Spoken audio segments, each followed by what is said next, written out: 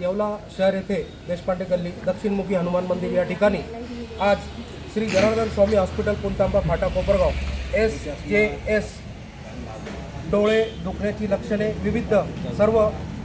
तपासणी शिबिर आणि आज या ठिकाणी सर्व येवला शहर व तालुका यांच्या सेवेसाठी आज या ठिकाणी श्री जनार्दन स्वामी हॉस्पिटल पुणतांबा फाटा नेवर कोपरगाव यांच्या वतीने आज या ठिकाणी दक्षिणमुखी हनुमान मित्रमंडळ देशपांडे गल्ली यांच्या वतीने हा कार्यक्रम आयोजित करण्यात आला। मोफत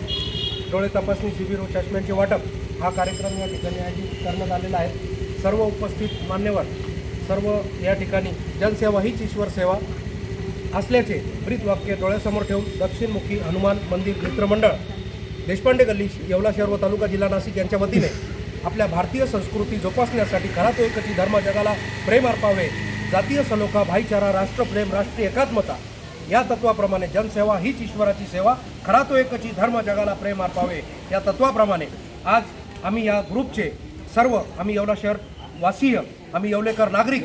आपले दक्षिणमुखी हनुमान मंदिर मित्रमंडळ देशपांडे गल्ली यांचे आम्ही अन्याय भ्रष्टाचार निवारण जनहित समिती महाराष्ट्र राज्य लोकशाही मराठी पत्रकार संघ यांच्या वतीने आपला तुफान महाराष्ट्र न्यूज नेटवर्क यांच्या वतीने शतशः अंतःकरणापूर्वक आभार व्यक्त करून आपल्या कार्याची सालाबादप्रमाणे आपण अनोखे असे सामाजिक उपक्रम राबवत असतात। या कार्यक्रमास आपल्याला अनेक उदंड आयुष्य लाभो, आपल्या ग्रुपची प्रेरणा आणि चालना वाढत राहो मी अशी ईश्वर अल्लाचरणी प्रार्थना करून आपल्या कार्यास सदिच्छा व्यक्त करतो। या ठिकाणी उपस्थित असलेले आमचे सन्मान्य पप्पू गांगोडे, राजेशजी भालेराव, हेमंत व्यवहारे,